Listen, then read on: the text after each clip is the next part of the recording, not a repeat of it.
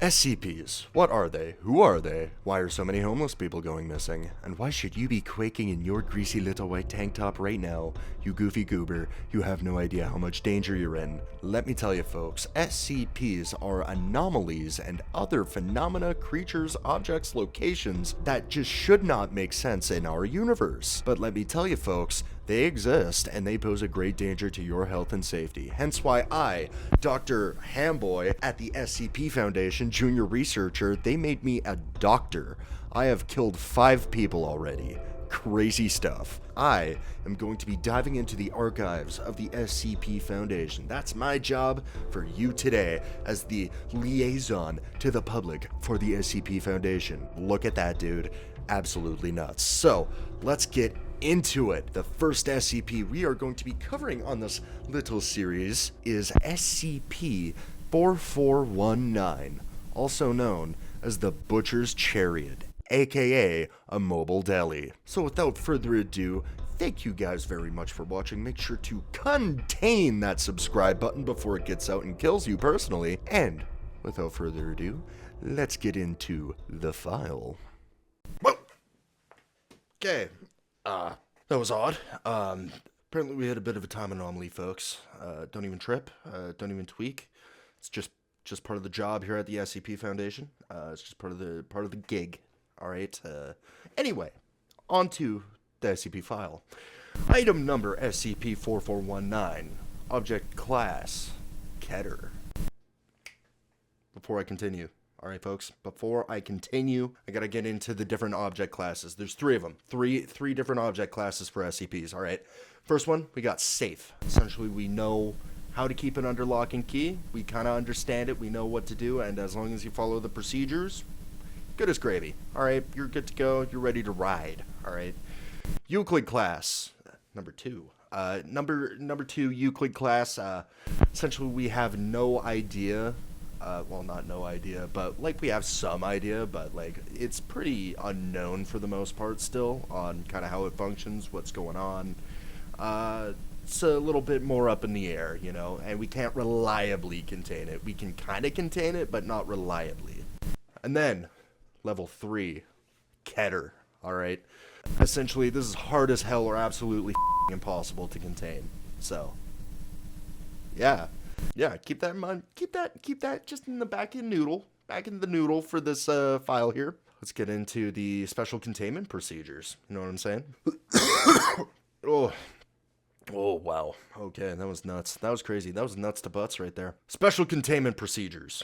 Due to the expansive range of circumstances in which SCP-4419 manifestations occur, containment efforts are to focus on information control and post-manifestation cleanup rather than physical imprisonment.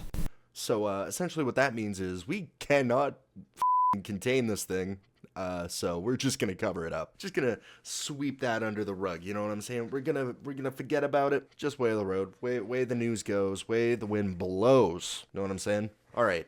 Any witnesses to an SCP-4419 manifestation are to be dosed with a Class B or Class A amnestic appropriate for their level of exposure. In cases where it is possible to restore the bodies of SCP-4419 victims to roughly standard human configurations, a cover story is to be established to explain any remaining damage as a result of their original injuries. Okay. Me, I'm sorry, I can't get over that. What the does that mean, dude? We're just gonna continue. In cases where this is not feasible, victims of SCP-4419 are to be brought into custody and, if possible, euthanized. A cover story is then to be established regarding the death of the victim due to their original injuries or conditions. So yeah, essentially what that's getting down to is we have no idea how to keep this under lock and key, so we're just not gonna tell you about it, so... Sorry, sucks to suck. You're in danger, and you don't even know about it. Description. SCP-4419 is a vehicle resembling an ambulance of varying make and model, which will spontaneously appear in an area shortly before a medical emergency arises. The means by which SCP-4419 predicts these situations is currently unknown. Although the appearance of SCP-4419 differs from manifestation to manifestation, It will always resemble an ambulance appropriate for the local culture.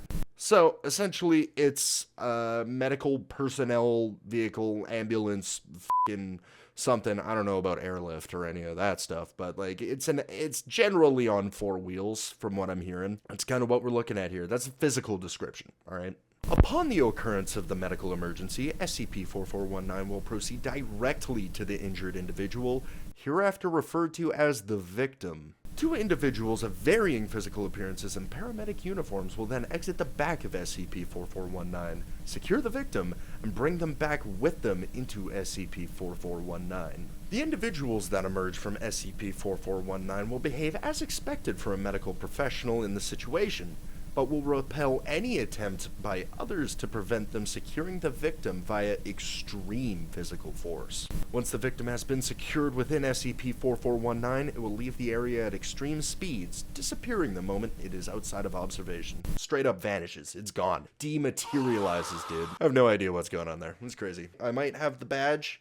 Doesn't mean I have all the answers, so keep that in mind, folks. All right, keep that in mind for me, please. Please, I love you. 2 to 7 days later, the victim will be returned outside of a local area, suffering from extreme and invasive bodily modifications. Although the majority of these alterations would logically result in the death of the victim, death will not occur in these cases unless the modifications are tampered with or otherwise undone. The specific nature of these modifications differs from case to case, although there does appear to be a level of correlation with the original medical emergency. See Encounter Log 4419-1. Yeah, alright. Folks, viewer discretion advised for this next bit. If you are squeamish and do not want to hear about the examples, here is a timestamp if you do not want to watch this or listen to this, because holy sweet shit, getting pretty nuts to butts off the wall right here. This is nuts. Alright, anyway, let's continue. Encounter Log 4419-1. The following is a log of encounters with SCP-4419, the original medical emergencies in each case, and the bodily modifications applied to each victim. Note that this log does not encapsulate all known SCP-4419 victims, and a full record is available upon request from the Data Archive at Site 31. I don't have access to that archive, but, like, I guess I could request it if I wanted to, but from reading this, I really don't. Let's get down to business, alright, folks? Let's get down to business. Alright, we got February 7th, 1983. A braking car hits a pedestrian crossing the street, resulting in a broken leg. Oh, man. Victim... Alright. Bodily modification. Victim returned with all limbs amputated and relocated to protrude directly from his torso. Limbs were re-amputated, and a cover story was established to explain the loss of limbs as the result of a much more severe car accident. I have no f***ing idea how they came up with that cover story, because, like, come on, man, that's weak. That's f***ing weak. Like, come on. Come on. It's like, oh yeah, no, you got into a worse car accident on the way to the hospital. It's crazy. It's crazy, I know. Absolutely zany. Nuts. Just nuts. My conclusion with that one is they could have done f***ing better. Alright, they could have done a lot f***ing better. Alright, date is November 23rd, 1994. Medical emergency was a man suffers from a broken jaw following a fight outside of a bar. A little bit too much, you know what I'm saying? A little bit too much sauce. Hitting the bottle a little bit too hard. Decided to get a little violent, you know? Came out to punch, you know what I'm saying? Bodily modification. Victim returned with his jaw forced permanently open. In addition, a glass window was installed in the mouth to permit viewing of the heart, which had been relocated to the back of the throat. Wow, that takes my heart leaped into my throat to a whole nother level, am I right, folks? Am I right? Like, come on, give me a chuckle. Give me a little giggle at least. Like, come on, don't leave me hanging here. Don't leave me hanging. Come the on. That's hilarious. That's peak comedy right there. Due to the relocation of the heart, reversion of the bodily modifications was not possible, and the victim was euthanized. Ouch, that's one way a bar fight can end, let me tell you. June 19th, 1999. A homeless man suffers from a drug overdose. Victim returned to the same place he was originally taken from. The top of the victim's skull had been removed, and the brain crudely scooped out and placed into the victim's hands, which had been fused together in front of him.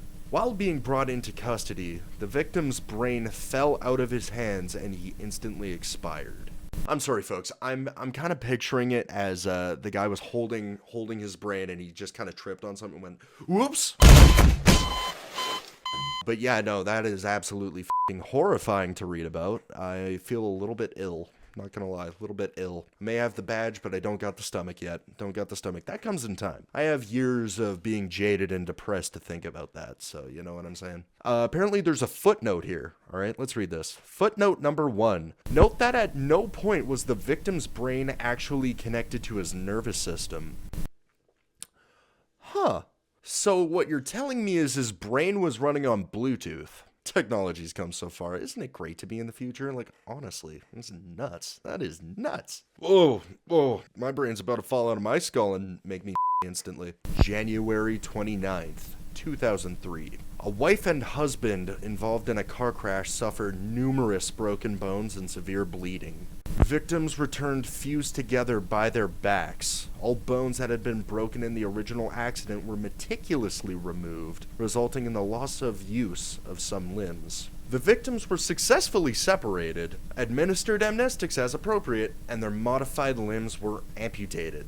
As f***ed up as it is to say, this is not as bad as the last one. So you know what? I'm okay with that. They're not okay with that. And don't get me wrong, folks. All of these are absolutely f***ed. These are rank, gross, greasy, slimy even.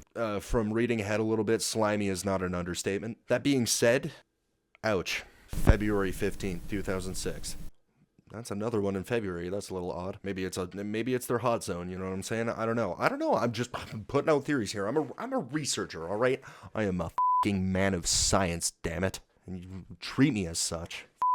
An elderly man suffers from a heart attack. Victim was returned with 11 additional and non-functioning hearts within his body stuffed between his organs. Expiration occurred when surgeons attempted to remove these additional hearts before agents could arrive on this. These were just regular surgeons dealing with this. I'm sorry, but it kind of sounds like they took it in stride. Like, could you imagine?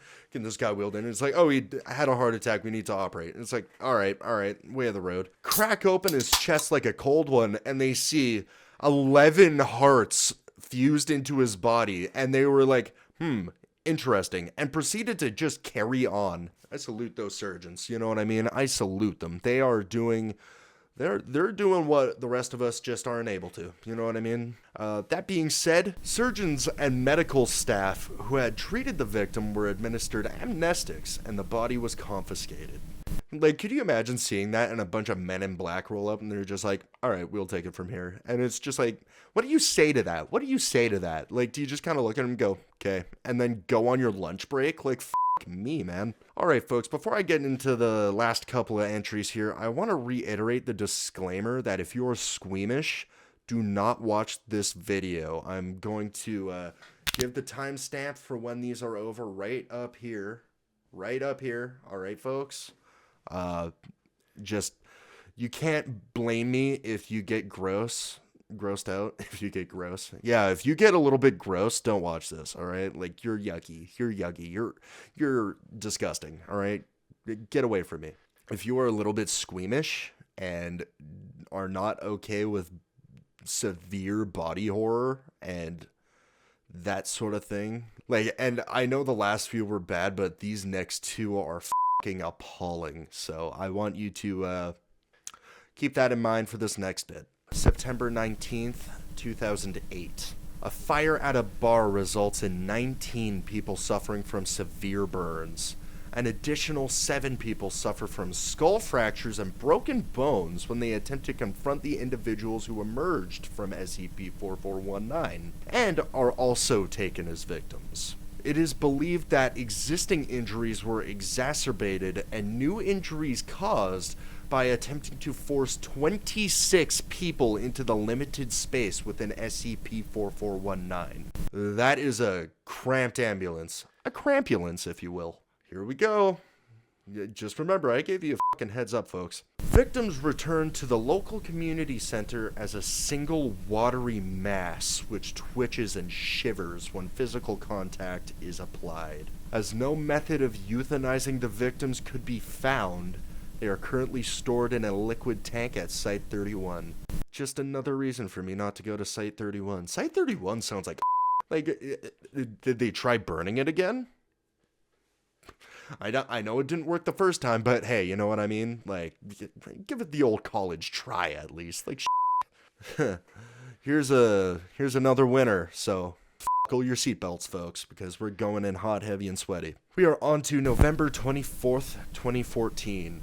A U.S. military private is shot while on patrol in Afghanistan. Due to the suspicious nature of SCP-4419's arrival and the forceful securing of the private, other soldiers on patrol fire upon SCP-4419 as it leaves. Witnesses report seeing a viscous black fluid leaking from the resultant bullet holes in SCP-4419's surface. Victim is found broken down into a thin paste and spread over the walls of their barracks the next day, like a really up Nutella. The agents who initially secured the remains reported seeing a mostly intact eyeball dilate when they approached. Although what has been brought into storage is referred to for convenience sake as remains, it is not currently known whether or not the victim has expired. That's pretty f***ed up. Buddy's just broken down into a thin like substance and he's just scooped into like a fucking jar, scooped him into a jar, and they're like, all right, we'll put that on the pantry for later, you know what I'm saying? Out of sight, out of mind. That's the last entry in the encounter log here, but I am sure there are many more absolutely awful, appalling, and downright disgusting things that we are missing out on. That makes me a little bit depressed, a little bit sad. That being said, folks, that was SCP-4419, aka the Butcher's Chariot. You know, in the beginning I wasn't too far off when I said it was a mobile deli, because these people have been turned into cold cuts. Salami, medley salami, pepper salami, Hungarian salami, motherfucker. In conclusion, folks, that was absolutely fucking appalling to read. I am sickened. I want to take a shower. But yeah, that being said, if you guys want any more SCP content, drop a comment and I will read it. I will read it personally because I love you. I love you so much. I am in your walls watching you. That being said, folks, thank you very much for watching. Make sure to diddle the subscribe button and I will catch you on the flippity floppity.